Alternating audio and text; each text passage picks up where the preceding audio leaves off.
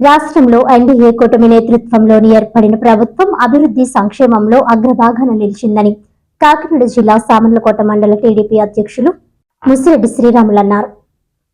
ఈ సందర్భంగా ఆయన మీడియాతో మాట్లాడుతూ జూన్ 4వ తేదీ నాటికి కూటమి ప్రభుత్వం ఏర్పడి ఏడాది విజయవంతంగా పూర్తయిందని అన్నారు.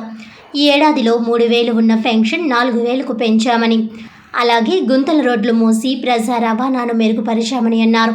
అదేవిధంగా మెగా డిఎస్సి నోటిఫికేషన్, మత్స్యకారులకు 20,000 రూపాయలు ఆర్థిక సహాయం, రాజధాని పనులు, ప్రతి నెల ప్రభుత్వ ఉద్యోగులకు సకాలంలో వేతనాలు ఇవ్వడం జరిగిందన్నారు.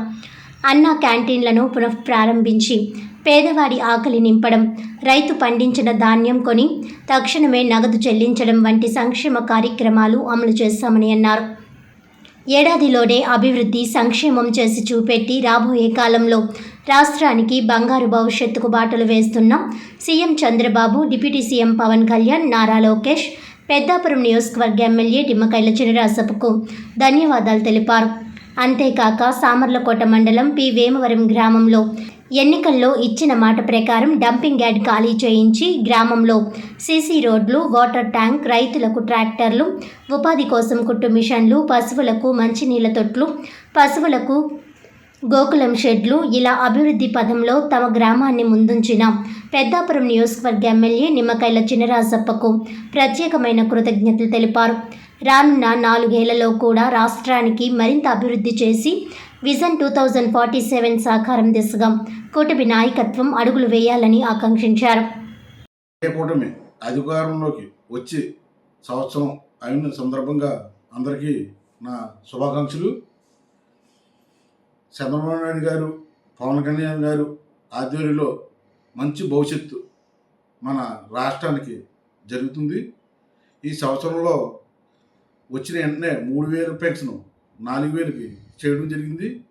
అలాగే అమరావతి పునర్నిర్మాణం కోసం నిధులు తెచ్చి పనులు వేగవంతం చేయడం జరిగింది. అలాగే రోడ్లు, గుంతలో పడిపోయిన రోడ్లన్నీ కూడా మరమ్మతులు చేయడం జరిగింది. అలాగే కొత్త రోడ్లు కూడా పోయడం జరిగింది.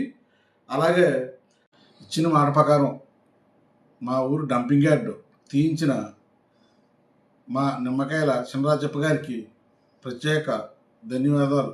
అలాగే గ్రామాల్లోకి వస్తే సీసీ రోడ్లు, పశువులకి గోశాలలో పశువులకి నీళ్ళ తొట్లు, అలాగే ఉపాధి కోసం ట్రాక్టర్లో కార్పొరేషన్ ద్వారా లోన్లు, కుట్టు మిషన్లు, సీసీ రోడ్లు, డ్రైన్లు, అలాగే ఉపాధి కోసం డిఎస్సి కూడా తీర్చడం జరుగుతుంది.